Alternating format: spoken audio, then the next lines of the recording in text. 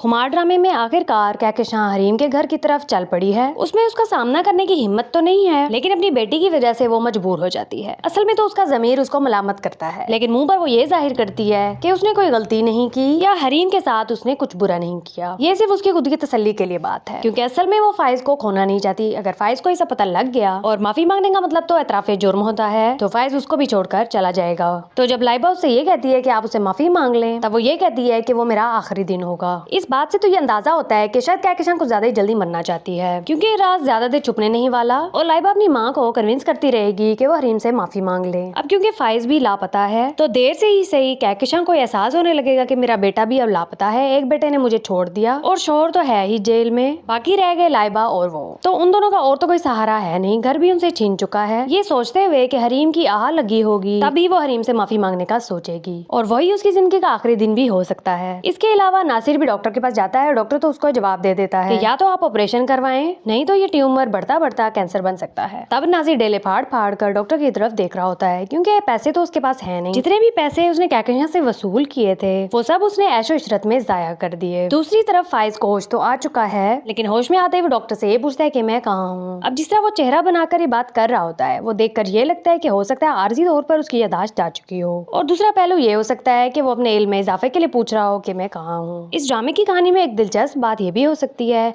कि हरीम के भाई के साथ फाइज की बहन का रिश्ता जुड़ जाए।